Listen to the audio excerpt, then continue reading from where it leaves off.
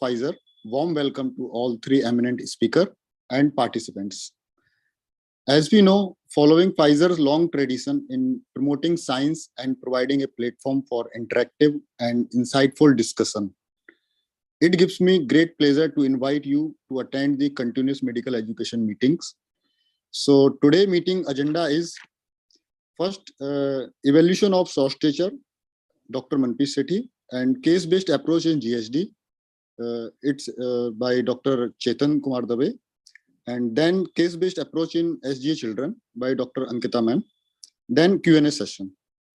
So first of all, I would like to invite Dr. Manpreet Sethi ma'am. She has done MBBS from TNM Medical College, Mumbai in 1997. Then DCH done from the TNM Medical College, Mumbai in 2001. Then she did DNB in Pediatrics from Sir Ganga Ram Hospital, Delhi in 2003, as well as Fellowship in Pediatric Endocrinology from Sir Ganga Ram Hospital, Delhi in 2015, as well as Fellowship at the Royal Children's Hospital, Melbourne in 2019. She is a consultant pediatric endocrinologist at Max Hospital, Padpalganj, Vaishali, Noida, as well as Medanta Hospital, Gurugram. So without wasting more time, I would like to invite Dr. Manpreet ma'am. Please start this session. Thank you, Mayank, for the kind introduction. Welcome. I will start sharing my screen. I hope the screen is visible. Yes, ma'am. All right.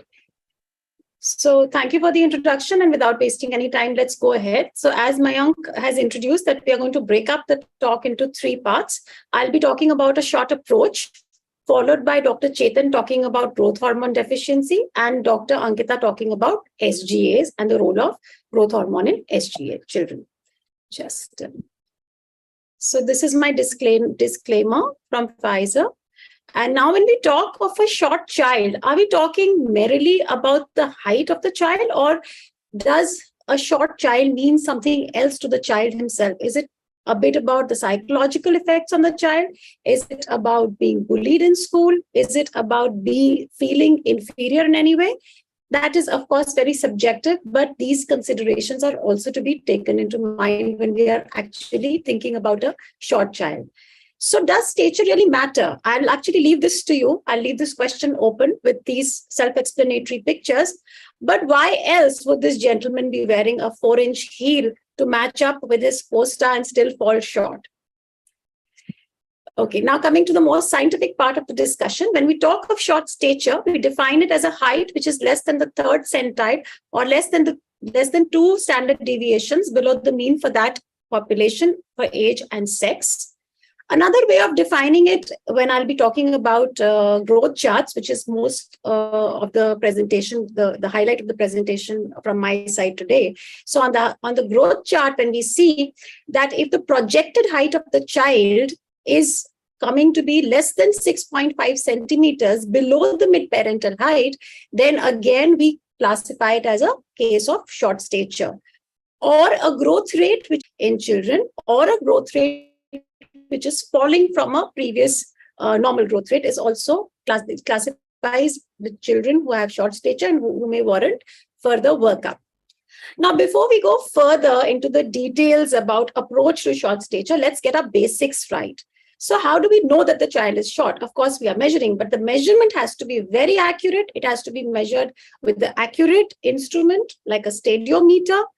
The date of birth of the child should be taken in account, and then the plotting on the growth chart has to be according to the date of birth, because say about a 5-year-old child can be 5 year 1 month or can be 5 year 11 months, and it may mean different things on the growth chart. Both the parents should be measured, and do not take their word for it, because they really have some delusions of grandeur that they are actually 2 to 3 inches taller than what they actually are and what they report. So it's always a good idea to measure both the parents in your OPD.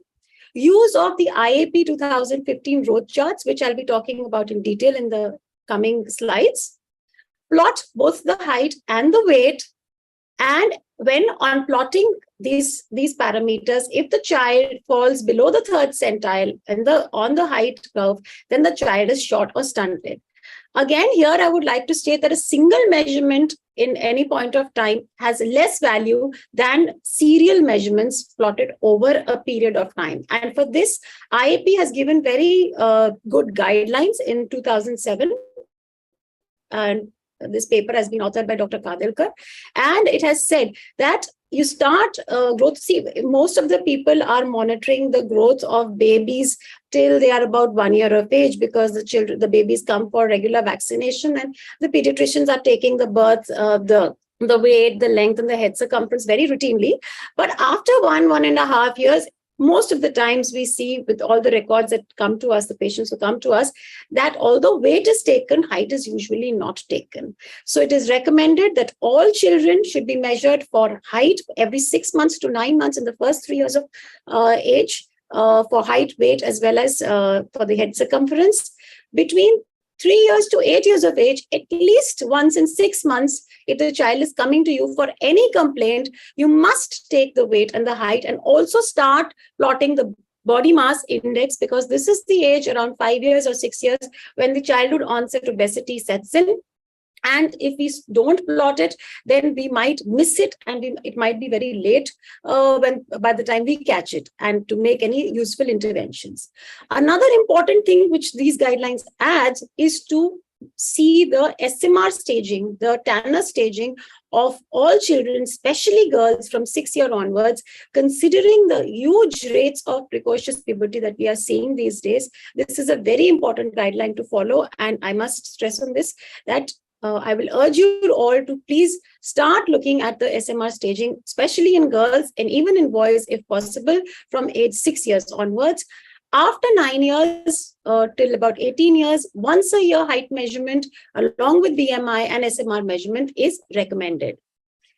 So in today's talk, I'm giving you a very brief outline to an approach to short stature. So I'll be talking about 3 main points: the anthropometry and the Tanner staging, that is the clinical examination, the investigations, and then the testing of the growth hormone IGF-1 axis, which will be spoken in detail by Dr. Chetan. Now, again, my stress on my presentation would be on anthropometry and growth charts, because anthropometry is the most important tool to diagnose growth disorders in children. And that it is very important to learn and understand growth charts, growth parameters, and growth monitoring. I hope most of you are familiar with the new IAP Indian growth charts, which have come in 2015. Again, a huge task which is accomplished by Dr. Kadilkar. So I'll be speaking a little bit about these charts, trying to explain the curves a bit, and then we'll go ahead. So this is a chart for under 5 years of age children. This is a chart for boys. It's in blue. It has 3 sets of curves. The first set, the bottom is for weight, the middle is for head circumference, and the top is for length. Now here you'll see there aren't many centile lines as compared to what there are in the older children, but there's a 50th centile line, there is a 97th centile line, there is a 3rd centile line, and there's a 1st centile. So anything which is around the 50th centile is considered average. Anything that is around the 3rd centile is considered the lower limit of normal. It's a sign for alarm, and anything which is below the orange line and below the red line, that is less than the 1st centile, is certainly alarming. And similar charts are available, similar curves are available for the weight as well as the head circumference. These are the charts for older children from 5 years to 18 years of age, and here we have the curves which are about 6-7 curves over here. Again, the bottommost is the 3rd centile and the topmost is the 97th centile. Any child who is falling below the 3rd centile is considered short in an absolute picture. However, when we interpret any child's height, it is never in isolation with the parent's height. So we'll be talking about that in the next slide. So here I'm just showing you a comparison between the CDC chart as well as the IAP chart. And here you would see in the CDC chart, the average adult height of a male is about 177 centimeters, which is true for the Caucasian population. But for our Indian population, it is about 173 centimeters. And that is why it is very important to plot the growth of our Indian children on our local Indian growth charts, because we might be actually over diagnosing the cases of short stature as compared to in the Indian charts. Similarly, here for girls, the average height of an adult Caucasian girl is about 163.5 centimeters. And when we compare it to the Indian average, it's about 2 inches shorter than that, little more than 2 inches. And that is because Indian girls do not have that good a pubertal spurt as compared to the Caucasian population. And again, it is useful to use our own local charts rather than depending upon the CDC charts, especially when very robust charts are available now in our country. As I said, that absolute value of the child without any reference to the parents' height is not that informative. So we should have an idea about why do we need the parents' height. There is something called as the mid-parental height, which I'm sure most of you are familiar with. And the formula for that is the mother's height plus the father's height plus 13 divided by 2 for boys. And for girls, it is minus 13 divided by 2, the average of the parents' height. And this is known as the mid-parental height. But when we talk of adult height, we are not going to say that, it's the buck is going to stop exactly at the value of the mid-parental height, the number that we get. So that is why we have something like a target range or a target height, which is plus minus 6 centimeters of the mid-parental height. And this 6 centimeters is derived from the standard deviation score of 6 centimeters, which is there in for height in the Indian population. So where and how to plot? So here. So this is just an example of a child whose mid-parental height is somewhere around 150 centimeters. So the target height will become anywhere between 145 to 155 centimeters. And when we are plotting a child's height on the growth chart, it has to be interpreted along with the child's mid-parental height. Otherwise, the data is insufficient. Now, as I said, a single point measurement, of course, it gives us some information, but better information is obtained if we follow the child's growth, if we have serial plotting of the growth parameters on the growth charts. And here you can see that this particular child was growing on the 50th centile, but after a period of about 2 years, his growth has fallen to 1 centile low. And so there is a crossing of centiles, and this is known as growth deceleration. That means his height velocity has decelerated. And for this, we also have certain height velocity charts, which are again Indian specific charts, and again published by Dr. Kadilkar, and a very useful resource. So the idea to take home from here is that, of course, it's good to do height plotting at any given point of time. But if the child is coming to you regularly, then each child should have his or her own growth chart, and the measurements that you take very kindly of the weight and the height should also be plotted on these growth charts to get a more objective idea of what is happening. It is objective, it is easy to understand by both the parents as well as the doctors, and for you to drive home the point that there is something probably going wrong. So an idea about the usual or the normal growth velocity in different age groups, of course, is very helpful. So we know that the child is born at around the height of around length of around 50 centimeters, which he increases to about 75 centimeters in the first year of life. And after that, between 1 and 2 years of life, the height gain is about 12.5 centimeters per year. Anything which is less than 7 centimeters per year should raise an alarm. Similarly, in the next year, the height velocity is around 8 to 9 centimeters per year. And then between 3 to 4 years, it decreases further to 6 to 7 centimeters per year. And then it relatively remains constant from 4 to 5 years till puberty, around 5 centimeters per year. So if the child is growing at a velocity less than 4 centimeters per year during childhood, this is certainly alarming and would require some sort of a workup. So after having seen and measured the height as well as plotting it on the growth charts, what is the next step that we need to do during the clinical examination is to look at the proportions. Does the child appear proportionate or disproportionate? For this, again, certain measurements are required. This is important from the point of view of ruling out skeletal dysplasias, though they are a small proportion of causes of short stature, but they all the more should be seen, and a lot of useless investigations can be avoided if a simple anthropometry of the upper to lower body is taken. If on looking you feel and you measure that there are shorter legs, there's possibility of a chance of skeletal dysplasias like achondroplasia, hypochondroplasia. Or if you feel there is a shorter spine, the upper segment is shorter than the lower segment, then chances of metabolic storage disorders and rare spondyloepiphyseal dysplasias are there. So for this, an idea of the upper segment to lower segment ratio at birth is important, which is about 1.7 at birth.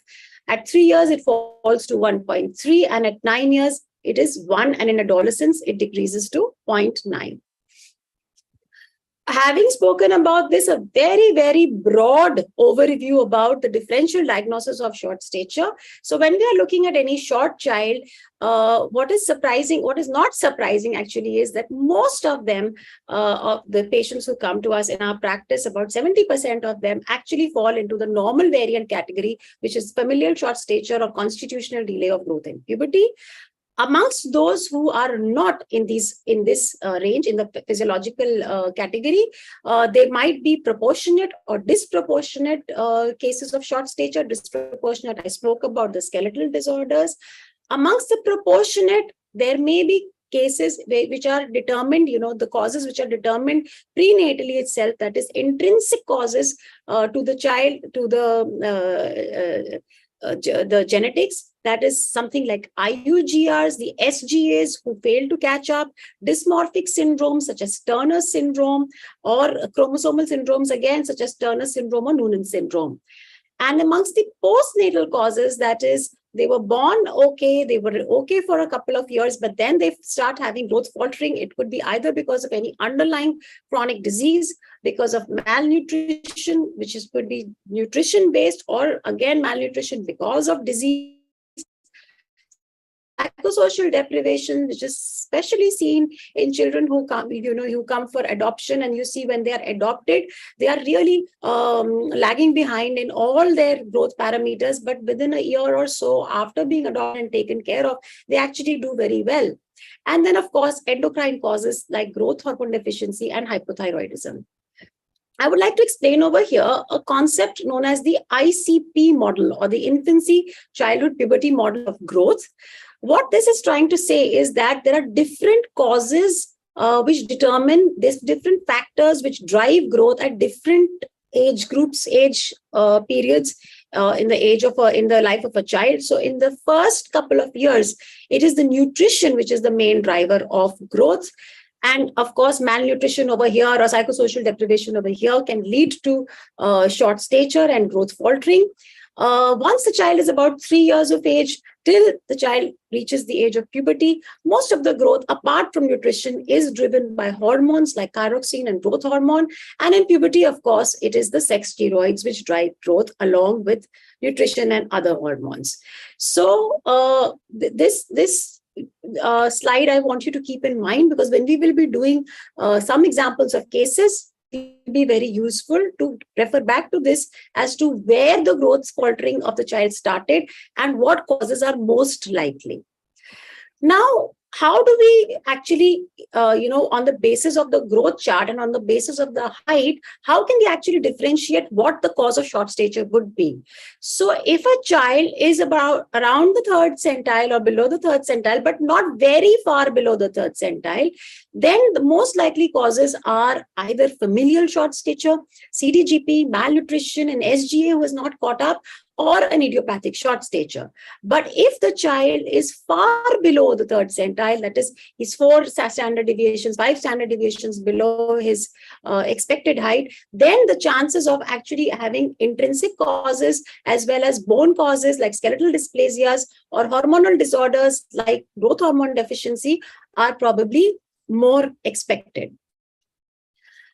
Now, having talked about the anthropometry and a little bit of clinical, I have not stressed upon the Tanner staging in the presentation right now, because then just to save time, but I've stressed in the monitoring that Tanner staging becomes very important. And when we are interpreting this height and on the growth charts, we should be also looking at the Tanner staging, because a girl who is say 135 centimeters at say 8 years of age or 9 years of age, but is advanced Tanner, say about 3 or 4, is going to end up as a short adult. But if a same girl is Tanner 1, then it is probably she's going to have a normal height. So Tanner staging is also equally important when we are addressing a case of growth disorder. Now, what about the investigations? Do we investigate everybody? So we do investigate children, as I told you, who qualify in the definition of short stature, or that is below the third centile, or who have, we have seen that, this child is faltering on growth, is crossing centiles. Then we do these investigations. We start with the basic or baseline investigations, which include ruling out any chronic disease with the CBC, LFT, KFT. For smaller children, we do a bicarbonate level also. We do a thyroid function test and a celiac serology in all children, along with bone age. Now, bone age is the backbone of most of our pediatric endocrine investigations, and it needs to be interpreted very specifically by a pediatric endocrinologist, because the accurate interpretation for this is very important, again, to classify what kind of growth disorder we are dealing with and for what intervention we might need. If we are dealing with a girl child and all our basic investigations are normal, the next step is to do a karyotype to rule out Turner syndrome, considering that this disorder is very common with a frequency of about 1 in 2,500 girls. So this is very important. And once that has been done, or in cases of boys, the next step is to do a growth hormone stimulation test, which will be talked in detail by Dr. Chetan in his presentation. But this is when we have ruled out all the other causes. And also, of course, investigations are only going to help us corroborate what we are suspecting clinically, what information we have on the growth chart. But then to give it a definition and give it a definitive diagnosis, we do need to do these investigations. So I'll very quickly run through a few cases. And my cases are all based on growth charts. So I just want to stress about the importance of growth plotting on growth charts and how it is, very simple to get the information and the diagnosis also so many times just on the growth chart. So this is a 14-year-old boy who is shorter than his peers. He's healthy, active, height of 145 centimeters, weight of 38 kgs. With dad's height of 175, which is tall, and a mom 160 centimeters, which is again tall. But he's 14, and when we did it Tanner staging, his testes are only 6 ml. That means he has just about started his puberty. Pubic hair is sparse. So what is his height age? So these are, you drop up you draw a line parallel from the point where the child's height is coming on the growth chart to the 50th centile and drop a perpendicular to the x-axis. This gives us the height age, and this is 11 years. So he's 14 years, but his height age is 11 years. His weight age is also close to 11 years. And what is the mid-parental height? So this is, as I said, an isolated interpretation of this point on the growth chart is not of much value if we don't compare it to the mid-parental height. So yeah, the mid-parental height is actually 174, which is on the 50th centile, and the child is on the 3rd centile. So by this criteria, yes, he is short, but let us see now further what else we want to do. Clinically, we know that this child has started puberty late. So what is the next investigation? First we'll talk about the target height. So the target height is mid-parental height plus minus 6 centimeters, which is 168 to 180 centimeters. So the next step is to see the height velocity. So after getting the data, whatever we have, and putting on the growth chart, it is always a good idea to ask them if they have any records of their previous heights, and which, if you're lucky, you might get. And if you plot it on the growth chart, you'll see, like in this chart, that this child has always been growing on the same centile. So there is no growth faltering as such. He's always been growing at the same centile. Now, what is the next question we are going to ask them? Clinically, what we are going to ask is any history of any delayed puberty in the father or the mother, by asking the age of menarche in the mother and the age of shaving in the father. And one investigation which is going to be very helpful for us is to see the bone age of the child. And in this case, the bone age of the child was 11 to 11 and a half, which is similar to his height age, which means that this child's bone age is 11 and a half. That means he has still 3 years more of growth left as compared to a child whose bone age is 14 years. And which also means that this child is going to ultimately grow and catch up to the height of his parents, come somewhere close to the mid-parental height. So how do you manage these children? You reassure them, you reassess them after every 3 months, plot the heights, do the Tanner staging. And if the child is very conscious of his height or about no secondary sexual character, then a short course of low-dose testosterone can be given to such children to kickstart the puberty and just monitor them over time. Ultimately, they do reach close to the mid-parental height, although a little bit on the lower side of the target range. Now, if we had a similar child, same child with the same anthropometry, but with parents who were short. So here the picture becomes a little different.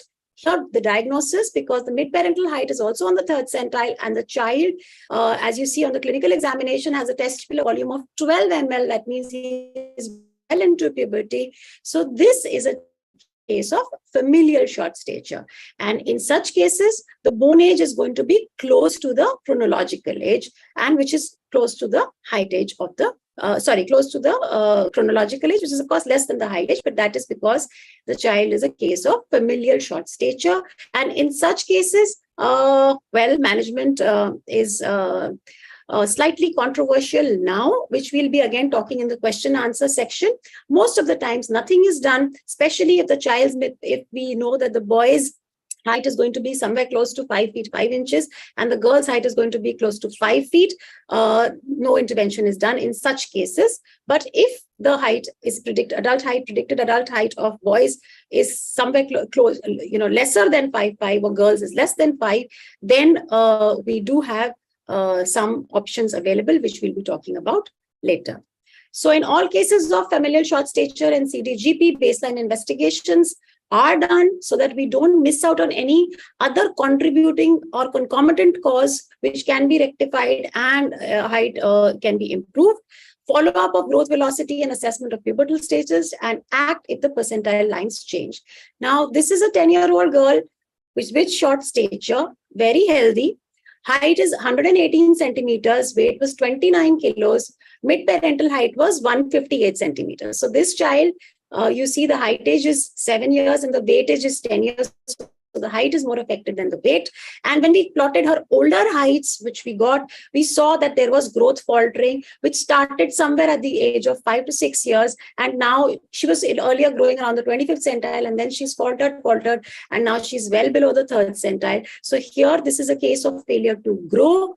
So, of course, we will do the entire battery of investigations, the baseline investigations. We'll work up for systemic diseases, and a stepwise endocrinological workup will be done if the baseline investigations are fine, and a bone age of the child will be done. So in this case, all the baseline investigations were normal, but the TSH was sky high. So this child was a case of a long-standing untreated hypothyroidism, because of which she had faltered on the growth chart and was short.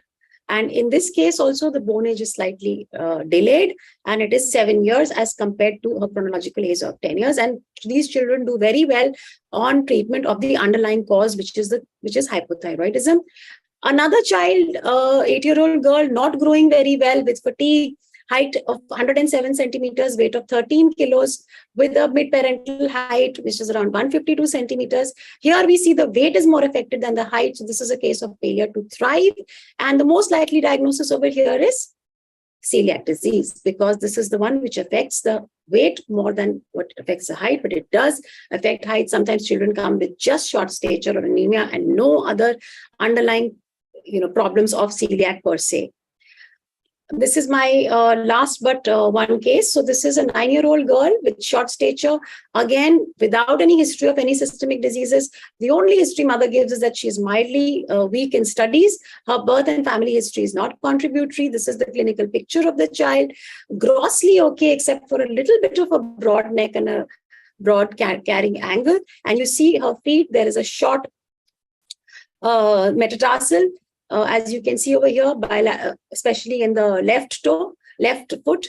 Here, when I plotted her on the growth chart, so she was 114 centimeters, which was again below the third centile, minus 2.5 ST. Weight was okay. Mid-parental height was not very tall, but she was far below the mid-parental height also, and below the third centile.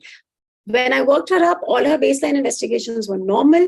Her bone age was similar to her chronological age of 9 years. So the next step in girls, as I had told in the previous slide, is to do a karyotype. And she turned out to be a Turner syndrome. And this child did very well on starting growth hormone. These are Turner-specific growth charts. And you can see over here that her growth velocity picked up and she's doing fine. She's doing pretty well even now. Okay. So what would the interpretation of this growth chart be? Here, I'll just go back. So this is 1 point measurement that we have. And when we take some measurements of the past and we take the measurement and we see some prospective measurement, you see there is a sudden acceleration. So we have only talked about deceleration and probability of an underlying disease. But what about a sudden acceleration? So this is a common scenario in precocious puberty. You can see over here that this child started accelerating her growth velocity around 6-7 years of age, which actually is supposed to happen over here somewhere around 10-11 years of age, which happened precociously. So parents actually become very happy that the child is becoming tall. They don't obviously seek any help. But then by the time they seek help, that the child is not growing anymore, it's already very late and the bones have fused. This is the time when all the other girls start growing and this child stops growing. So precocious puberty is a very important cause of short stature in girls. It should not be missed.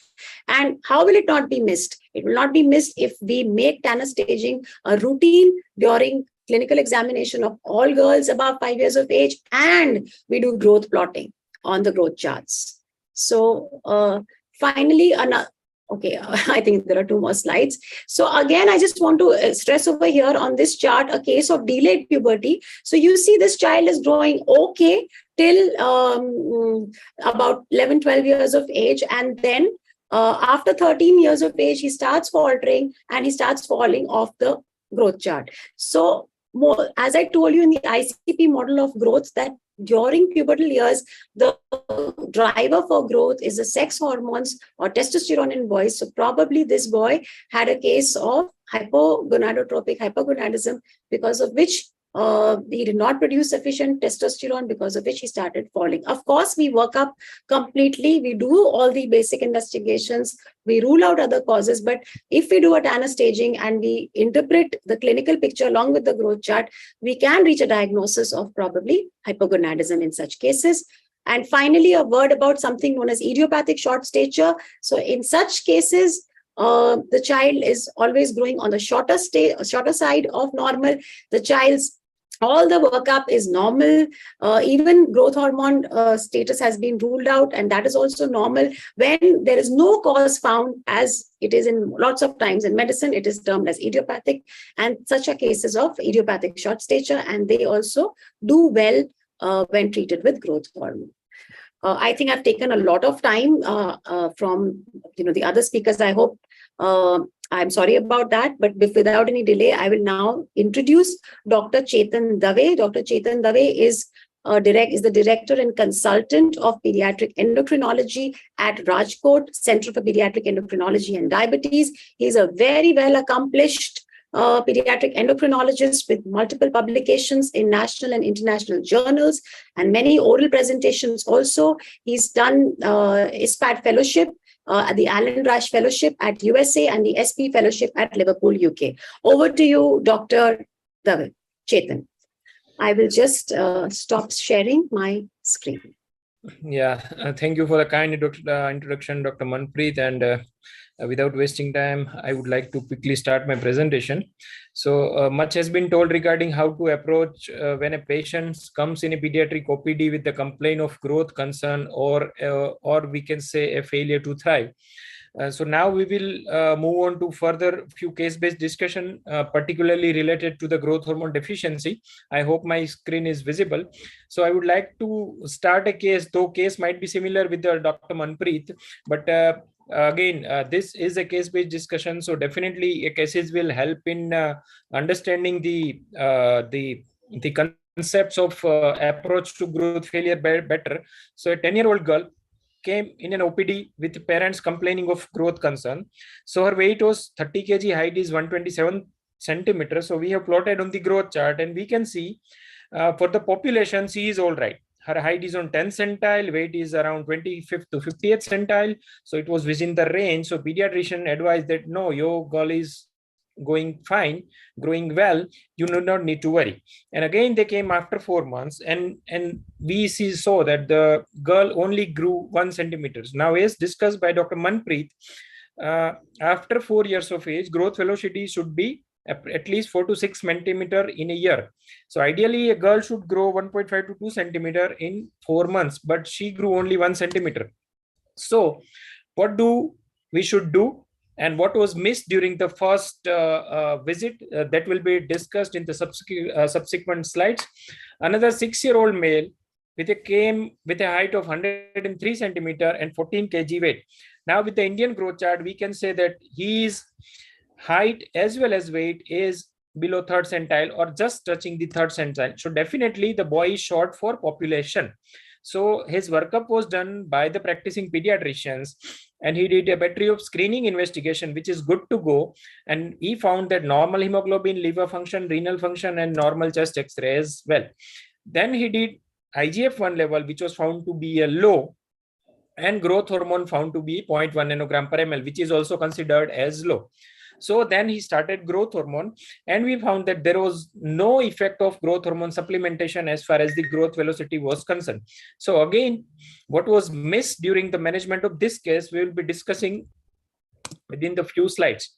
Third case of 8.5-year-old male with 105 centimeter height and 20 kg weight. Now we can see that the height is way below the 3rd centile. Weight is just touching maybe 3rd to 5th centile. So again, this boy is short as well as plump, but we can see the height is more affected as compared to the weight. So again, he found to have normal CBC, LFT, RFT, tissue transglutaminase antibody, but in chest X-ray, a resident, this was a case of the PG Institute, and the resident found that we had upper right zone consolidation. Now in India, any upper zone or upper lobe consolidation is tuberculosis unless proven otherwise. So AKT was started, but there was no effect on the height velocity. Even the child completed AKT, but still the child was growing very, very slow. So again, what should we do whenever we find this kind of the patients where height is more affected as compared to the weight? Our next case is 3-year-old male. We can see the height and weight both are way below the 3rd centile, that is the lowest centile. Again, he found to have normal screening investigations. He is eating well, appetite is fine, parents are fine. But in the history, we asked and found that the boy was 1.2 kg at 36 weeks. So 1.2 kg at 36 weeks should be considered as small for age, or in another language, we can say as IUGR baby. So he was given a whole lot of calciums and proteins and iron, but there was no effect as far as the catch-up growth is concerned. So what do we do next? If we found this kind of SGA with poor catch-up boy or a girl, we will be discussing on the slides. Now, whom should be evaluated for the growth failure again, it is very well described by the Manpreet Sethi ma'am. So just I am telling that any child who has crossed 2 centile lines, or they are way below the 3rd centile, we can call it very short, or short but not growing because their growth velocity is low. So short and not growing, and not growing at all, or crossing the 2 centile lines. These are the 3 most important indications of evaluation for possible growth hormone deficiency or endocrine corrosive growth failure. So now how do we go for the evaluation? Again, this is maybe a repeated slide. First of all, we should be plotting them on the growth chart. That is, we are comparing with the population or peers, and then we should be plotting the mid-parental height. Then we should be comparing it with the parents or the genetic potential of the child. Now, mid-parental height is again discussed very well.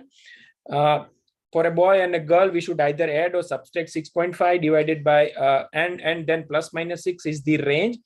Regarding the growth chart, again and again, we as an endocrinologist highlights that now we have our own growth chart since 2015 by IAP, Dr. Vaman Group, and we should be using only IAP growth chart.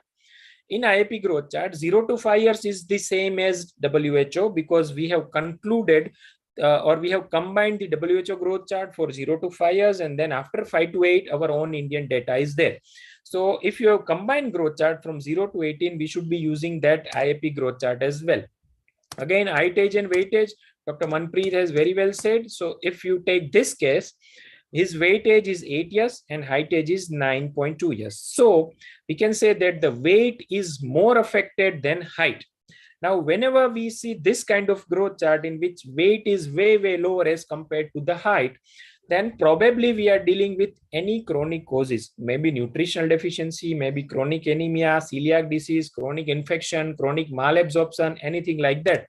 But if his height is more affected as compared to the weight, then this is probably a cause of endocrine deficiency. Any endocrine can be thyroid deficiency, can be multiple pituitary deficiency, can be isolated growth hormone deficiency. But this is a dictum at the pediatric level that weight is more affected, search for first the all nutritional or chronic causes. If height is more affected, search for the endocrine causes as well.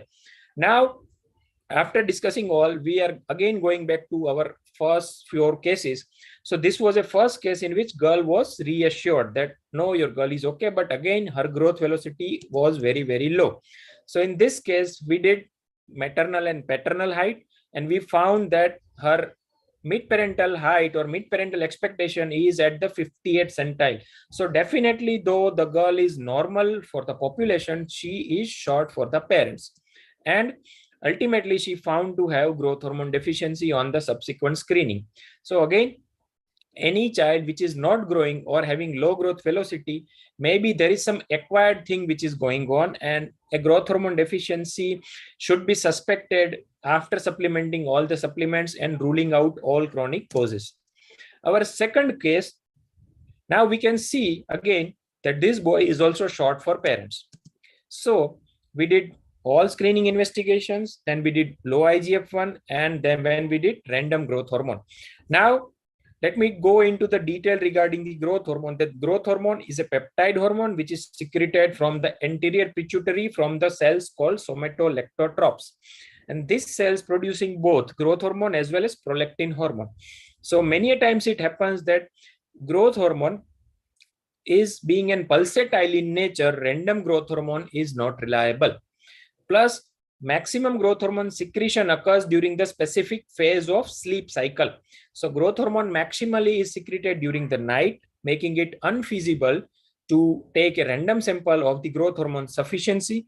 So definitely we should be doing growth hormone stimulation test.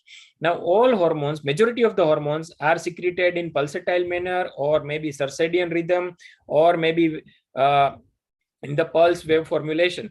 So majority of are assessed by some or other stimulation test. So what do we do in growth hormone stimulation test? We make the patient, we call the patient early in the morning, empty stomach, because growth hormone is stimulated by the hypoglycemia or fasting state as well, because we know that the growth hormone is hyperglycemic hormone. Then we stimulate growth hormone maximum by giving either clonidine tablet or giving glucagon injections. Though insulin was also used to have induced hypoglycemia and growth hormone secretion, but nowadays nobody is doing insulin stimulation test because of the chance of severe hypoglycemia or seizure or even mortality. So either we go for clonidine or subcutaneous injection of glucagon, and then we take growth hormone samples every half an hourly, maybe 5 samples, and we should be seeing peak growth hormone level. If any of the 5 samples, 1 basal and 4 stimulated, if peak growth hormone is either 7 or 10 according to the different guidelines, the growth hormone secretion should be called as sufficiency. Any peak below 10 or particularly below 7 is called as growth hormone deficiency. So in this case, no stimulation test was done. Random growth hormone was turning out to be low. But then if we would have checked weight, age, and height age, then definitely weight is more affected as compared to the height. And one of the main important screening investigation was left behind, that was tissue transglutaminase antibody. And this boy was found to have high TTG. Biopsy confirmed the presence of crypt hyperplasia and all classical findings of celiac disease. And after putting the child on gluten-free diet, the child caught up well and reached the adult mid-parental potential. Now, again, another question then, why the growth hormone or IGF-1 level is low? Let me tell you that though IGF-1 level is produced under the effect of growth hormone from liver and at the bone plate, but it is mainly nutrition dependent. So any child whose weight is low, say 3rd centile or less than 3rd centile, we should not waste money on doing screening IGF-1, because in all that IGF-1 will be low or low normal, but it doesn't mean that they are growth hormone deficient. Whenever there is some chronic process going on hampering the growth, naturally our body tries to invest more in growth, and they want to fight against that chronic cause. So this is a mechanism why growth hormone is not able to act, and that's why IGF-1 level is low in each and every child who are having low weight. So one message from the case is no IGF-1 in those child who are who are low in weight as well. We can observe them from the growth velocity point of view, and if growth velocity is low, then we can directly go for the growth hormone stimulation test if all screening investigations are normal.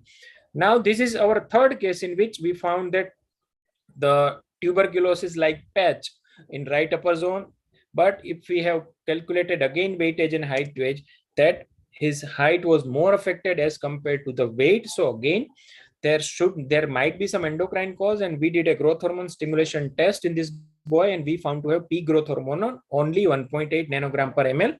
So this boy turned out to be having growth hormone deficiency, and consolidation might be another extra finding, which of course should be treated, but the cause of short stature in this case was growth hormone deficiency.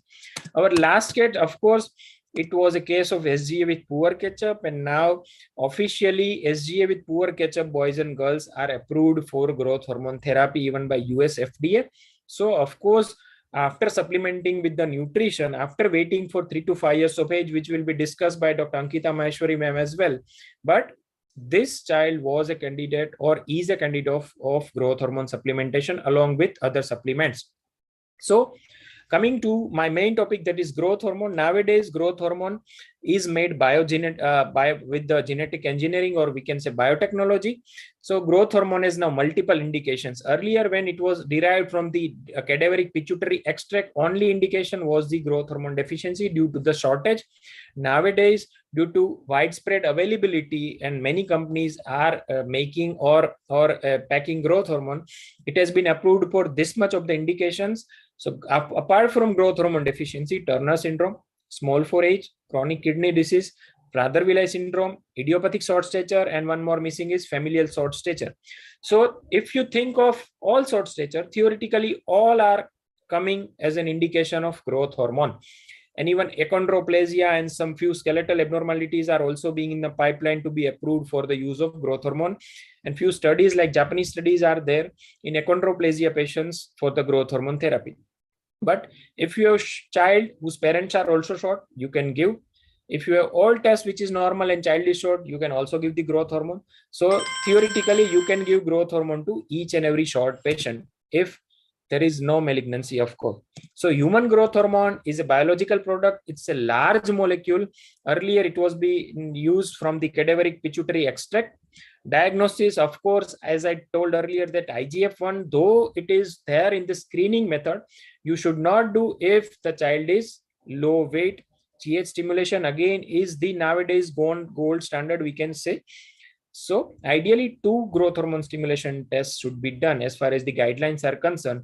But in a resource poor setting, we can first go for the growth velocity monitoring. If growth velocity is low, then we can rely on 1 growth hormone stimulation test as well for the diagnosis of growth hormone deficiency. Of course, whenever we find growth hormone deficiency, next step is not to start growth hormone, to do MRI as well. And particularly, we can tell radiologists that look for hypothalamic pituitary region. If there is any pituitary or suprasellar tumor which can compress the anterior pituitary, and there we can have growth hormone, in which first we need to treat the tumor, because if we give growth hormone without treating the tumor, the growth of the tumor will increase and we will have devastating effect. So MRI is must. Again, MRI will also guide you related to the isolated growth hormone deficiency, in which pituitary might be normal or maybe some hypoplasia versus empty silla syndrome or totally absent anterior pituitary, in which there are more chances of having multiple pituitary hormone deficiency as well. So now, after confirming growth hormone deficiency and doing MRI, now how should we give growth hormone? So growth hormone should be given subcutaneous route in the maybe abdomen below umbilicus or in thigh. Nowadays, the majority of the good companies are using pen as a device to give growth hormone. The pen is same like in our insulin pen, in which we are using in the management of type 1 diabetes. Though some are making growth hormone in a vial form, in a powder form, in which we should be reconstituting and we should be giving with the insulin syringe as per the guidelines of that particular company. So lateral aspect of the thigh, upper part of the buttocks as well as abdomen are the site. Once daily administration in the evening is feasible, because natural secretion of the growth hormone is at night, as discussed earlier. We should be giving either in the evening or at the night to have physiological mimic. Growth hormone should be stored in 2 to 8 degree in the refrigerator, but if we have liquid preparation or we have reconstituted, it can be kept at room temperature. But mind you, room temperature means below 25 degrees centigrade, because our Indian temperature is high. We cannot rely on the growth hormone efficacy if we keep at the room temperature that is very high. So dose, again, there are few guidelines. Mostly growth hormone should be calculated as milligram per kilogram per day. But if the patient is obese, we can also go for the milligram per meter square, that is body surface area based dose of the growth hormone. But of course, 25 to 35 microgram per day is normal. We can say physiological dose. Whenever we have growth hormone deficiency, we can start with the lower dose. If we have growth hormone sufficiency and we are starting growth hormone for other reasons, say idiopathic short stature, familial short stature, or anything, we can go for a bit pharmacological dose, that is 35 to 40 microgram per kilogram per day. Monitoring, of course, the most common is anthropometry. In Indian studies, it has been found that whenever we have growth hormone deficiency, the child grows by 8 to 12 centimeter in first year of therapy and 6 to 10 centimeter in second year of therapy. So anthropometry are the most important monitoring as far as the growth hormone therapy is concerned. But few guidelines like Growth Hormone Research Society mostly are relying on the IGF-1 level, and they are telling that we should be doing frequent IGF-1 level, which will indirectly give the idea regarding the dosage of the growth hormone. But in resource poor setting, if the child is growing well, then definitely we can defer the IGF-1 level. We can just stick to anthropometry, any adverse effect of the growth hormone, as well as bone age. So these three will suffice as far as the monitoring of growth hormone therapy is concerned. Now, theoretically, there are few side effects of the growth hormone. The most important one is headache, which is due to the fluid retention whenever we start the growth hormone initially. So due to benign intracranial hypertension, headache might be seen. So this is benign, it subsides after a few days. We can give simple analgesic for the headache. If headache is persisting, then we might go for the ophthalmologic examination of the papilloedema, and thereby we can have the diagnosis of benign intracranial hypertension. Mostly, it does not affect the continuation of the growth hormone. Another important side effect is subcutaneous, femoral epiphysis slippage, capital femoral epiphysis slippage. Though I personally haven't observed this side effect but theoretically, if the child is obese, then the epiphysis can be slipped. So any pain during walking after starting growth hormone should be evaluated with the proper radiological evaluation. Though theoretically it's been said that the growth hormone can also increase the neoplasm risk, but practically it has not been observed, and that's why we can start growth hormone if the child has history of neoplasm. If there is a remission which is well documented, then we can start growth hormone therapy after 1 to 2 years of complete remission as well. This is the guideline, which because many times like pheochromocytoma, craniopharyngioma or other supracellular tumors which we have been operated, and now with the surgery we have to take pituitary as well, and now this will be growth deficient child. So in that child we should measure the growth anthropometry. If the child is not growing properly after finishing of say 1 to 2 years of the proper remission, we can evaluate for the IGF-1, and then we can start the growth hormone therapy, of course with the one-to-one discussions with the parents as well. So again, human growth hormone, how do we measure the response? As I discussed earlier, 10 to 12 centimeter in the first year, 8 to 10 centimeter in the second year. So what duration is ideal for growth hormone therapy? Now in India, patient pays from their pocket. In foreign countries, the patient gets from either the reimbursement of the insurance, or in UK like countries, the government is provided free of cost. So in that matter, the most ideal is till the boy or girl grows, till the epiphyseal fusion. But if at all there is economic constraints, then minimum 1 year or ideal 2 year to have proper catch up till the mid parental expectation should be given.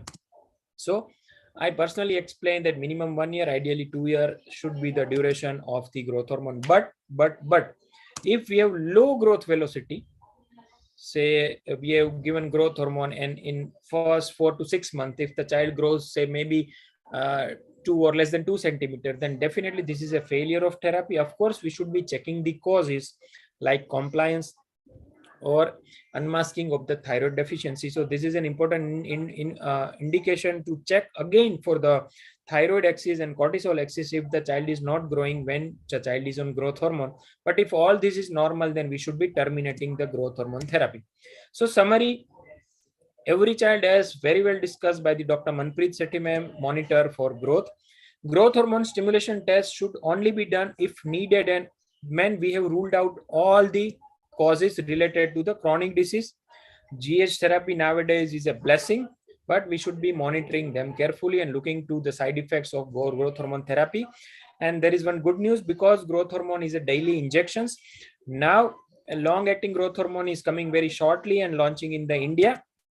It will be given as the weekly dose.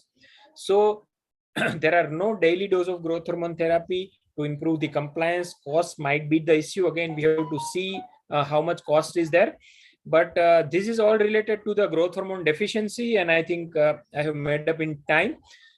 Thank you all for the patient listening, and we can take question in the question answer session. Over to you, Dr. Manpreet ma'am. Thank you, Chetan. That was a very crisp presentation on growth hormone related disorders and about growth hormone. So I will now introduce the next speaker, which just a minute. Yeah, Dr. Ankita. Oh, just a minute. Yes. So Dr. Ankita Maheshwari, she is another very accomplished pediatric endocrinologist. She's practicing in Indore right now. She's done her MD Pediatrics from Vadodara, gold medal in post-graduation. She's done her pediatric endocrinology fellowship from Pune. She also has done an SPE fellowship and an ISPAD fellowship. So she's currently practicing at Indore as consultant pediatric endocrinologist in Coral Hospital and Shalby Hospital. And she's also published many articles and journals in journal textbooks. Over to you, Dr. Ankita.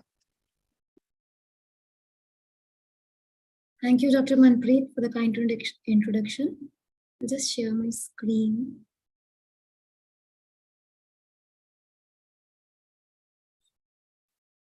So I hope it is visible.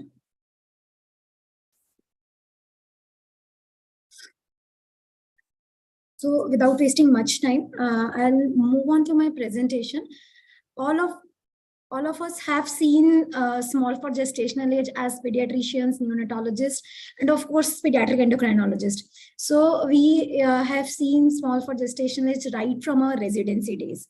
But are these children different? Are their growth issues or puberty issues different from appropriate for gestational age children? So we'll discuss this in the next 20 minutes. So how to approach these small for gestational age kids to their adulthood.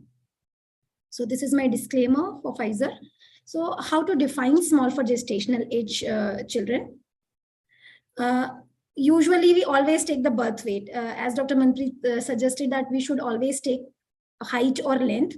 So in SG definition also, both birth weight as well as birth length are included. So either of these is, if it is less than -2 standard deviation or third centile for the gestational age and gender, we consider that a baby as small for gestational age baby or an SGA baby. So for defining SGA, we need to have accurate gestational age of the mother or the baby and the accurate birth measurements. Then only we can define the child as SGA or AGA. And what standard do we need to use? We have seen that for Indian children, we use IAP growth charts, but they're from 5 years to 18 years. So at birth, for term babies, we should use WHO standards. And what about preterms then? Most of the preterms are SGAs as well, and the vice versa. So for preterms, there are two standards available to us. One is Fenton's chart, and the revised Fenton charts were given in 2013. And recently, not very recently, but in 2014, we have another charts called Intergrowth 21 charts. So what is the difference between these Fenton's charts and Intergrowth 21 charts, and what should we use in our Indian babies? So in Fenton's chart, data was collected from 6 centers, but India was not a part of it. In Intergrowth, India was a part and data was collected from 8 centers across the globe. And Nagpur was the center where data was collected. So it is recommended, I would say it is better to use Intergrowth 21 charts for our Indian babies because they still have some representation in our charts. So these are the revised Fenton's charts for boys as well as girls. And these are the intergrowth charts for weight, head circumference, and length. We always take that intrauterine growth retardation or IUGR as synonym. But are they same? No.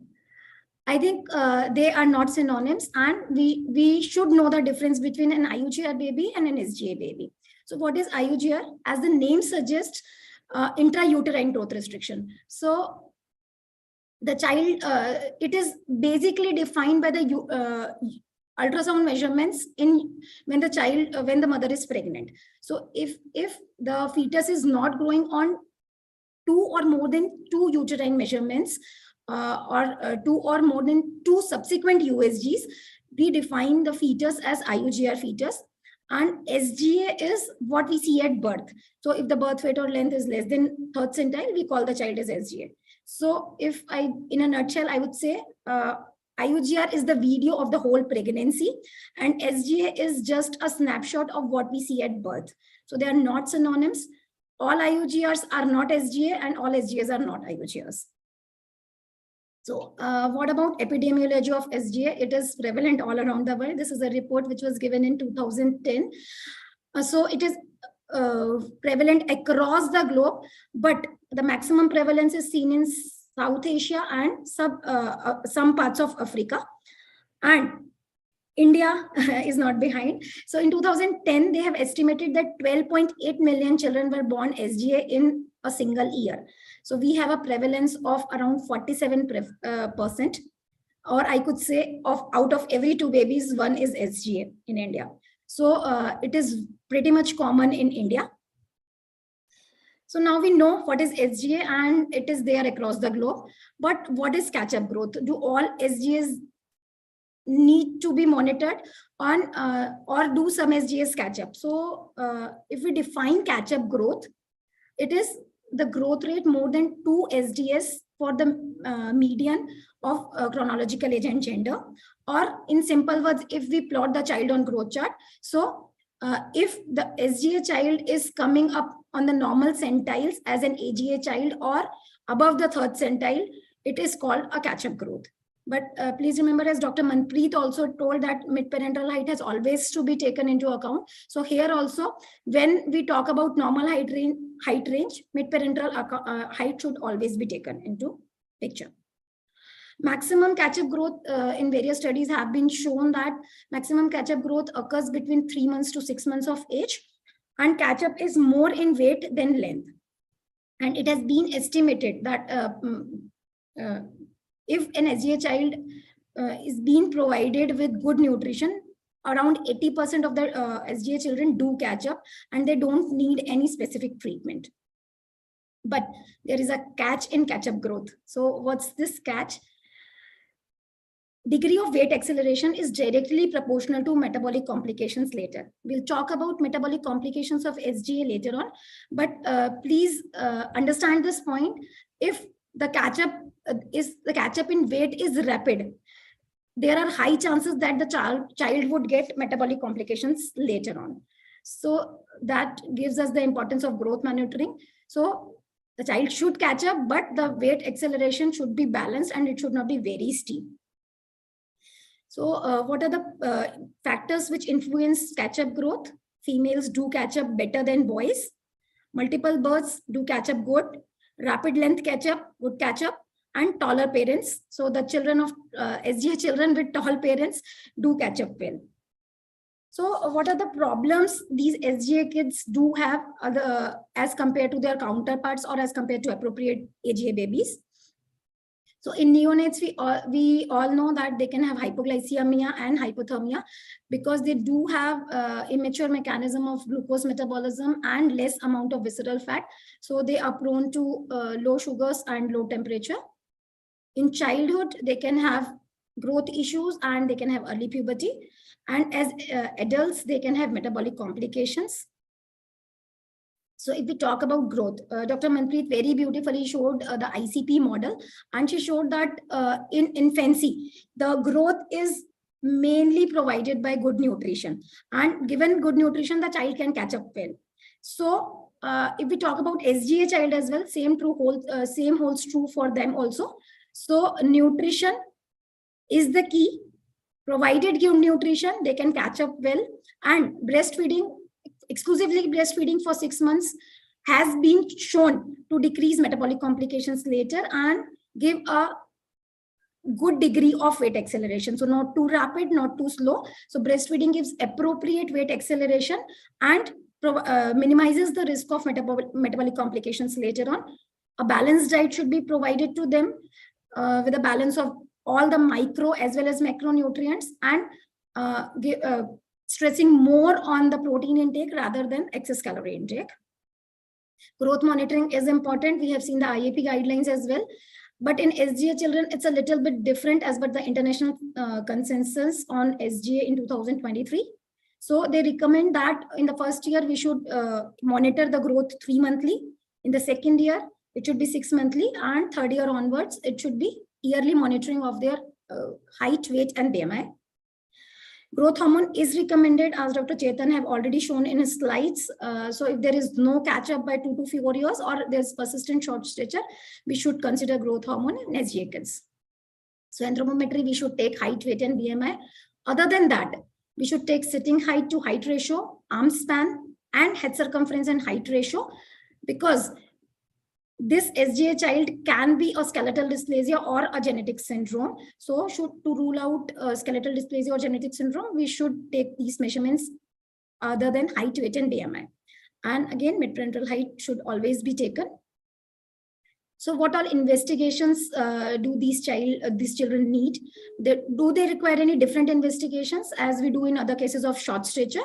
So routine investigations, if he or she is a short SGA, are CBC, renal liver function test, celiac workup, thyroid function test, and an IGF-1. Growth hormone stimulation test, not recommended in all SGAs, but yes, it should be undertaken if there is low IGF-1. And genetic test should be sent to rule out syndromes if there is dysmorphism, microcephaly, major malformations, intellectual disability, or signs of skeletal dysplasia.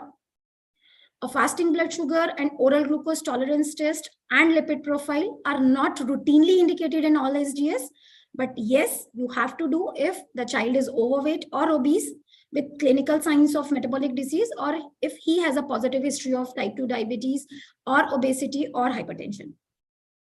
Bone age, as Dr. Manpreet already told, that it's a backbone of all the pediatric endocrinologists, and we should do bone age in all cases of short stature. But is it very important in SGA children? Does it help or does it misguide us? So what the guidelines suggest is it's a poor predictor for height attainment and pubertal timing in SGA babies or SGA children. So routine assessment of bone age is not recommended in SGA children, but yes, we have to do it as a part of initial investigation in short SGA children who fails to catch up. And we should do it at pubertal onset or at 8 years, whatever is early in an SGA child. And yearly, it should be done after pubertal onset to monitor progression.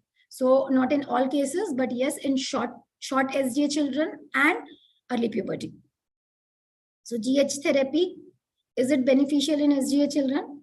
Dr. Chetan have already shown us the indications. So it was approved for SGA children in 2001.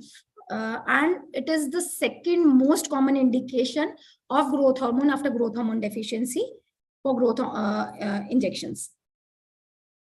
So what all questions comes to our mind when we talk about growth hormone in SGA children? So when to start GH, what is the dose, monitoring, and is it safe or not?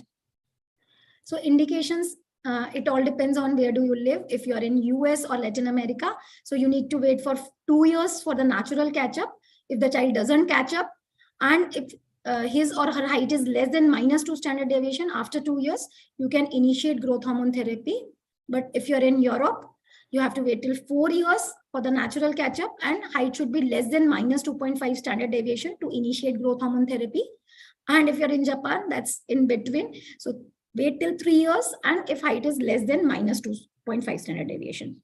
So in India, we generally follow European guidelines. So we in India wait for 4 years for an SGA child to catch up naturally. If it doesn't catch up and height is still less than -2.5 standard deviation, we should start growth hormone therapy.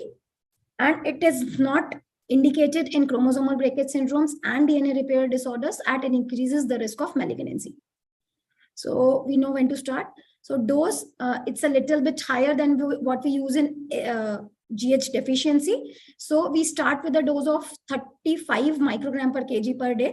But if the child doesn't show any response or it is poor responsive, we can increase the dose gradually. And the maximum dose which we can use in an SGA child is up to 67 microgram per kg per day. Monitoring, clinical always comes first.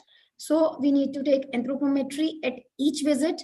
We need to measure the blood pressure of the child, do an SMR, especially after 6 years of age, we should do an SMR, and we have to check for the compliance, especially when the child is initiated on growth hormone. About investigations, when the child is started on growth hormone, we have to do of DT4, TSH, and an IGF-1 yearly. Bone age, again, not required, but you have to do it on pubertal onset and when we stop the treatment. And lipid profile, again, not routinely indicated, but once you have to do it when you stop the treatment with growth hormone. Outcome of the therapy depends on many factors. So earlier the better. So it has been proven in many studies and literature have clearly shown that a growth hormone, if started early in an SGA child, gives good results as compared to when it is started late.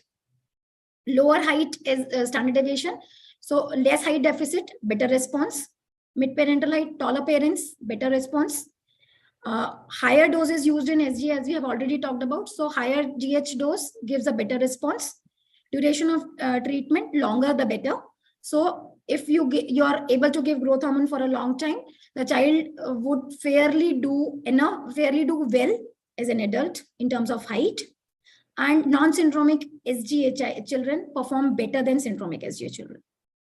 So it gives stature. Growth hormone is giving stature to an SGA. Do it have other benefits as well? Yes. It improves the body composition, especially in an SGA child. It improves the bone mass. It improves cognition. It has been shown to decrease total and LDL cholesterol. It has a favorable effect on BP profile, as well as it improves the overall quality of life. So not only the height, if we start growth hormone in an SGA child, you will get a whole package of benefits. So we talked about growth and we talked about management of growth. But what about puberty in an SGA child? So onset is being shown that they have an earlier onset of puberty than their AGA counterparts. Pubertal progression is fast in them, and premature adrenarche is quite common in them. But all of this again depends on the early and fast weight acceleration. So as we have already seen that if there is steep weight acceleration, they would have high chances to go in puberty early. And again, it would put them at risk of PCOD as adolescents or adults, and again, open the Pandora box of metabolic complications for them. So now we know that they have to be offered GH, and they can show early puberty.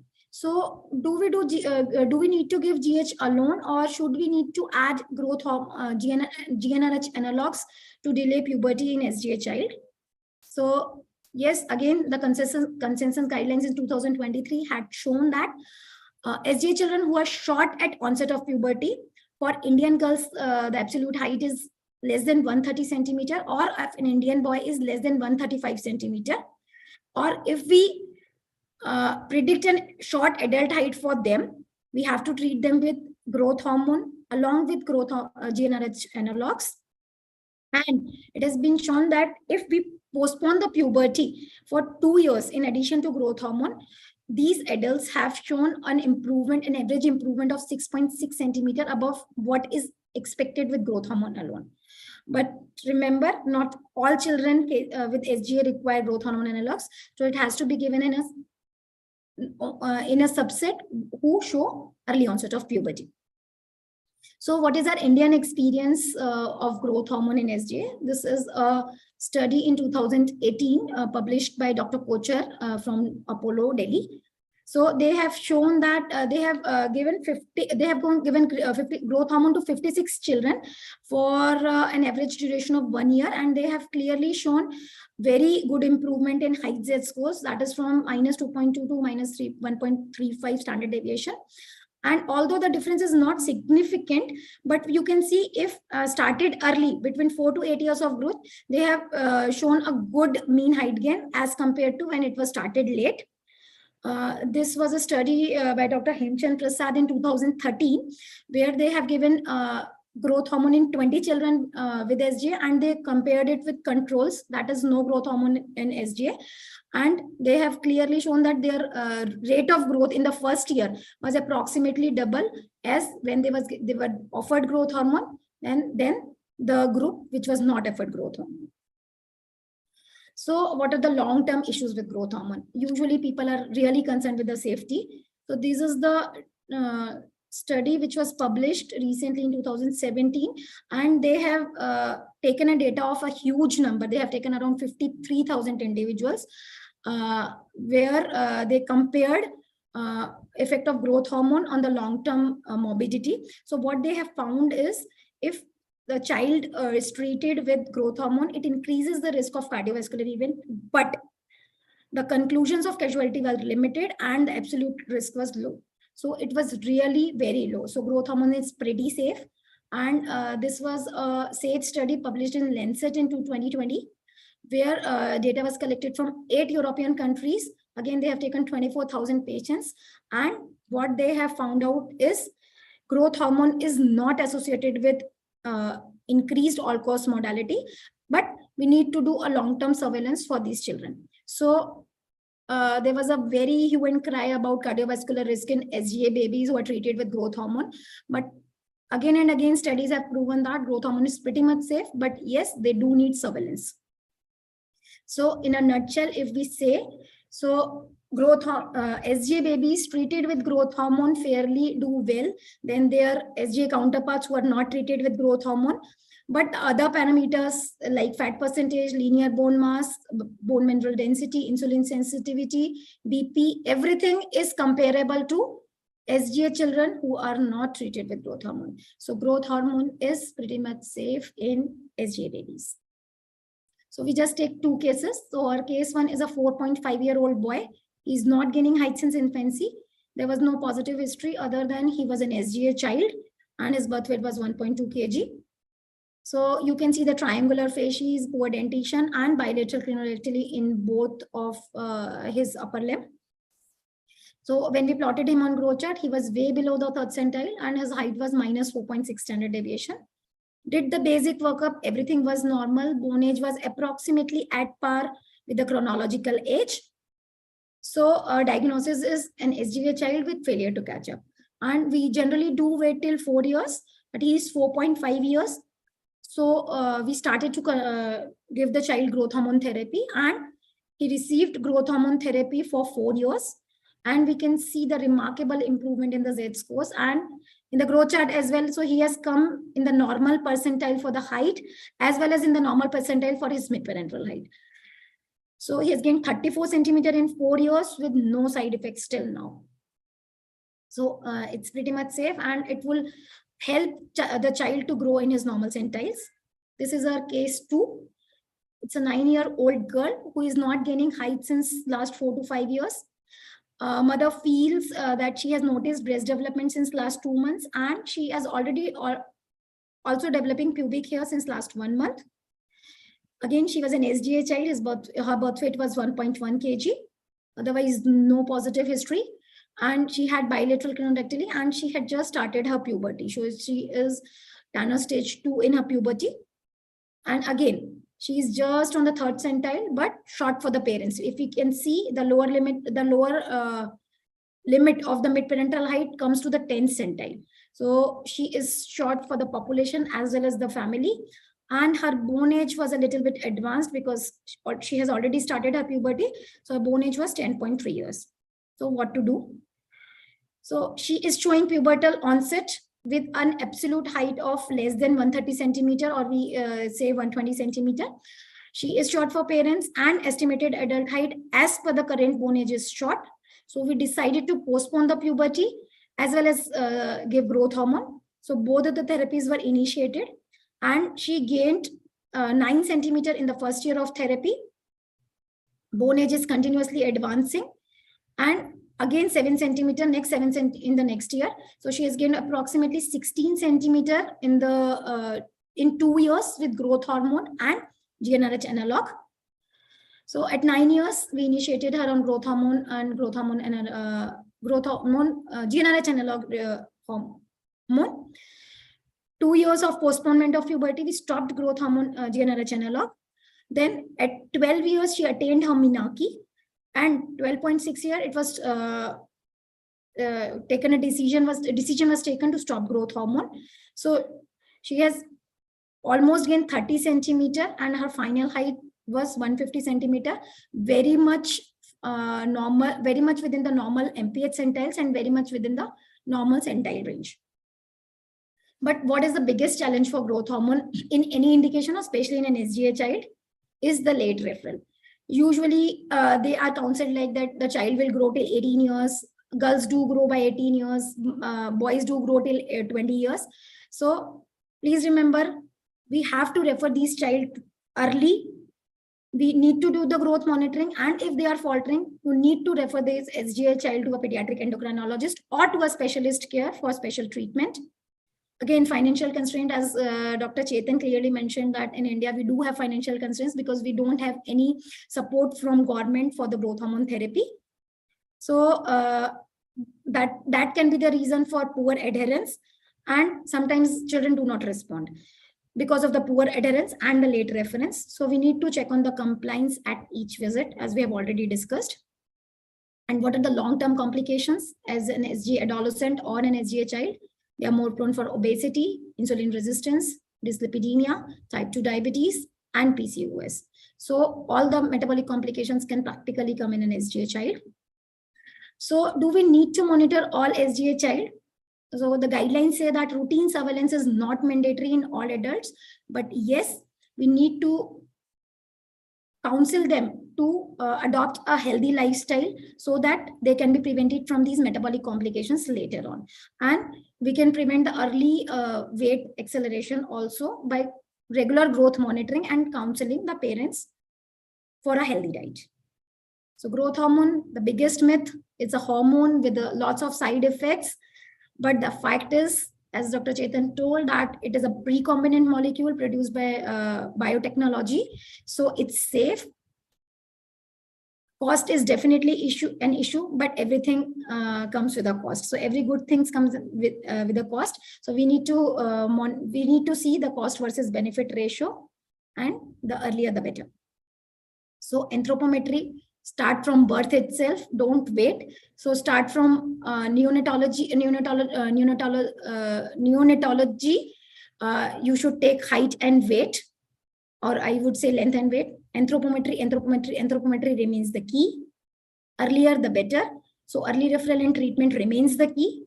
Clinical monitoring always comes first, investigations comes later, and follow up. Thank you. Thank you, Ankita. That was a wonderful presentation, and you really cleared a lot of doubts and myths about SGA and growth hormone treatment associated with SGA. So now I think we will start the question answer session. There are a few questions. Mayank, if it's okay, can we continue with it, or is our time up? We can continue for questions. Oh, so I will start. So the first set of questions is for Dr. Ankita. So Dr. Ankita, how long should growth hormone treatment be continued in a case of SGA with failure to catch up? I think you have answered this, but if you could just say that once again. Yes, as Dr. Chetan also mentioned, that ideally till the completion of growth, till you have fusion of epiphyses on your bone age X-ray, or the growth rate is less than 1 centimeter in 6 months. But ideal is not always followed. We have financial constraints in India. So ideally, practically, it should be given for at least 2 years, or if till the child comes to the normal centiles. Thank you. The next question is, how do we monitor therapy while treating SGA children with growth hormone? Again, I think you have answered this very much in your presentation. So I will skip this question. And the next question is, will growth hormone treatment help in a case of short SGA girl who has just attained menarche? So she's had a period at the age of 9 years. So will growth hormone still help if she's already started with her menarche? I think the answer lies in the bone age. We should do a bone age and we see the bone age. If there are gaps in the bone age between metaphyses and epiphyses, we can still go with growth hormone, because even after menarche, there is scope if there is no epiphyseal fusion. So I think the answer lies in the bone age. She might be benefited. Would you want to combine growth hormone? Thank you, Dr. Ankita. Now, the next set of questions is for Dr. Chetan. Chetan, what are the tests which need to be done before doing growth hormone stimulation test? Again, it's a repetition, I believe, from the presentation, but if you would just reinforce it once more. So whenever Dr. Chetan, are you there? Yes. So definitely we need to be screening for the causes which are of chronic disease, which can mimic the growth failure, like growth hormone deficiency. So definitely hemoglobin, SGPT. What I do is SGPT as a marker of liver function, serum creatinine and BUN. Then of course TTG and thyroid profile. And if particularly patients are suggestive of some disease, like if there is polyuria, bone fracture or seizures, then definitely the electrolytes along with the acid base level, that is either venous blood gas or arterial blood gas. So this all are a screening test which should be normal before even thinking for the growth hormone stimulation test. And of course, as I said earlier, weight is normal, then IGF-1 will definitely give the clue. So IGF-1 plus minus. All right. And next question is there any particular scenario where we can skip the growth hormone stimulation test before giving growth hormone? Yes, there are few indications. If we find somehow that the anterior pituitary is absent, or there is a classical triad in MRI with ectopic posterior pituitary, there is no pituitary stalk, absent stalk, along with the anterior pituitary hypoplasia, and if we found low IGF-1, in this case we can skip the growth hormone stimulation test. Plus, if there is neonatal hypoglycemia with low growth hormone and MRI is suggestive of one of the three classical signs, then again we can think of skipping the stimulation test and giving growth hormone. So it depends on the actual condition of the child, along with the MRI finding classically, because if there is absent pituitary, then there won't be any growth hormone. So there is no fun of doing the growth hormone stimulation test. So these are the few indications in which we can directly go for the growth hormone if we have findings in the MRI, along with the low growth hormone deficiency, low growth velocity or hypoglycemia. Right.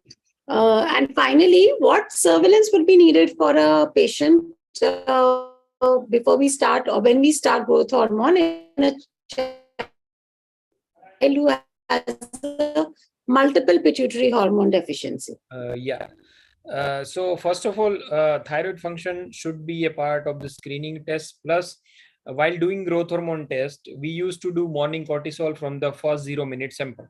So of course, this two deficiency will be detected earlier. But if they are normal and we found that the MTCLA or very low volume pituitary, then it might turn out to be MPHD on the follow-up. So whenever we start with the growth hormone, there is a resetting of the cortisol as well as the thyroid axis. So routine recommendation of screening with the sodium as well as thyroid function test after a few months of the growth hormone therapy is indicated. So this is the surveillance that we should be looking for other endocrine deficiency related to the pituitary hormones. Plus, we should be, of course, monitoring bone age and then pubertal monitoring, because there are chances of GnRH or an LHFSA deficiency, which will not be evident till the child reaches that pubertal age. So during that age, if we are supplementing with the growth hormone and if the bone age is appropriate, say more than 10 years, then of course we should be looking to the pubertal development. And if it is not occurring, say 13 years for the girls and 14 years for the boys, and then definitely we should be evaluating for the gonadotropin deficiency as well. Yeah, right. Thank you, Dr. Chetan. Thank you.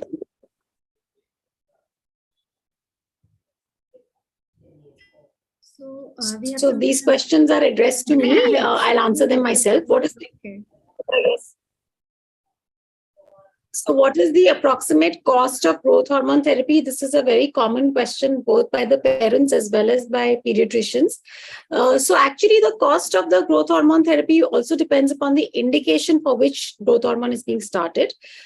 Because for growth hormone deficiency, we use the lowest doses. Low doses, and for cases like SGA with failure to catch up, or in cases of idiopathic short stature, usually the doses which are used are higher. Approximate to give the patients, you can say that the weight of the child multiplied by 1,000 roughly is the cost that would come per month.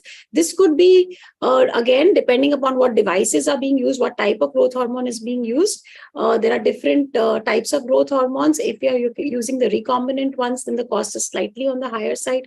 With biosimilar, it's slightly on the lower side. But roughly, if it's a 10-kilo child, the cost can be anywhere, even if you're treating him for growth hormone deficiency, the cost can be anywhere from 7,000 to 10,000 a month.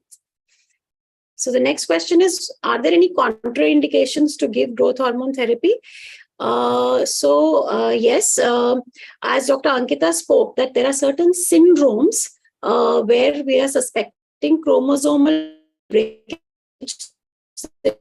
syndromes, or syndromes where there are increased chances of DNA repair issues. So syndromes such as Bloom syndrome, Fanconi syndrome, even Down syndrome. Down syndrome also, although they're very short, but they're never treated with growth hormone.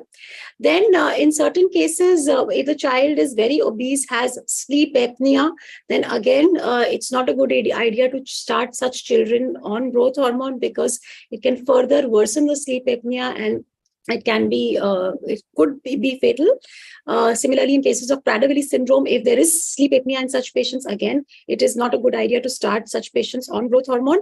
If a child has existing scoliosis, which is important to look for before we start any child on growth hormone treatment, especially in children with Turner syndrome, then there is a possibility of worsening of that scoliosis. So it's not an absolute contraindication, but a relative contraindication. And finally, can we do anything to treat children with familial short stature? So now familial short stature is considered as, under the broad umbrella of idiopathic short stature. And it's possible that the parents have, either of the parents or both the parents have had some sort of a mutation or some problem which was undiscovered in their time. Probably they had some underlying genetic effects. So nowadays we do have good genetics for short stature, also genetic screening. If the family is keen, or if the predicted adult height of the child is very short, less than 160 centimeters in boys and 150 centimeters in girls, then a trial of growth hormone after discussion with the family can be given, and you can try it for 3 to 6 months and see if there is any improvement, significant improvement in the growth velocity. And if there is, and it can be continued for a couple of years, which might make a difference in the final adult height. Still, this is not a recommendation by any society, but as I said, it comes under the broad spectrum of idiopathic short stature. But again, the earlier it is given, the better, because only then it will make any difference if it is given for a little longer duration of time. So I think we are done with the question answer sessions. I'll just make the closing remarks, and then we'll take any questions from the audience. So my take home messages from this talk for today would be that growth charts are a very important tool when we are evaluating growth of any child, and it gives you an overall clinical impression. When you are measuring the child, please measure in the correct way, take the accurate age, use the accurate instrument, make the child stand in the accurate position, and always measure the parents. Record the birth weight, because it's a simple question which will save you from a lot of investigations, and also will give you a track to follow if it's an SGA who has not caught up. Abnormal growth velocity becomes obvious only once you are monitoring the height and recording and plotting it serially on a growth chart. Crossing of percentiles is never normal except during the first 2 years and during puberty. So be very mindful, be very careful, cautious if the lines are being crossed either downwards or upwards in girls in cases of precocious puberty. Pubertal staging is a must. Special attention to SGA children who don't show catch-up growth. Please do not tell them that the child will grow at puberty and they'll catch up and they will grow till 18 years of age, as Dr. Ankita had emphasized. Early diagnosis always gives the best results. Do not wait for puberty. Evaluate all short children, even if their parents are short, and do not miss out on precocious puberty. Now we can take any questions from the audience. Mayank, over to you. So, ma'am, there are few questions. First question is, what is the best age to start growth hormone treatment? Anybody can take it, Ankita? I think it all depends on the indication. It can be as early as 6 months in a growth hormone deficient child. In SGA, we have already talked about that you wait for natural catch-up till 4 years. Turners, again, earlier the better. So there has been a study where Turner girls were started on growth hormone at 9 months of age, and they have shown a beautiful response. So in a nutshell, I would say earlier the better, and Dr. Manpreet has also emphasized it in all indications it has been proven that if started early, the overall gain in height is more as compared to when started late.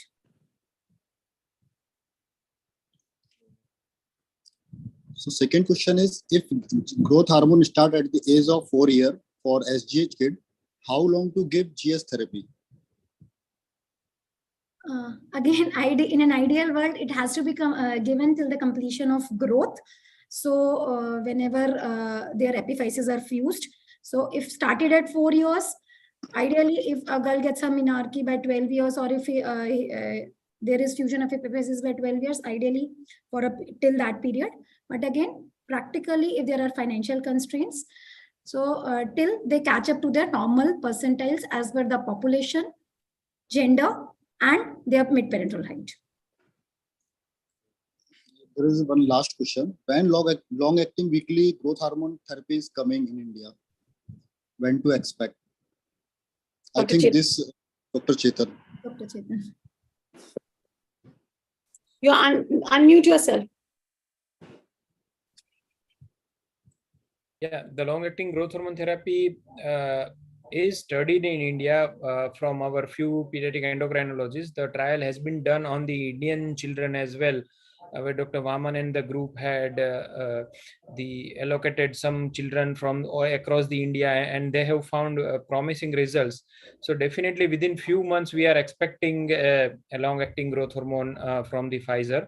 And I think it will be a blessing who are having fear of daily injections, not even the child, but also for the parents as well. So maybe few months we can have the long-acting growth hormone, I think. Good, sir. So on behalf of Pfizer, I am immensely thankful to all the three eminent speakers for the interactive and insightful discussion with clinical experiences, definitely which will create more impact in day-to-day treatment of endocrine cases. I also extend thanks to all the participants for your presence and managed time from your busy schedule. Thank you to all of you. Good night. Yep. Thank you. Thank Thank you all. And thank you, ma'am. Thank you, sir. Thank you. Thank you. Nakia, we can close this session.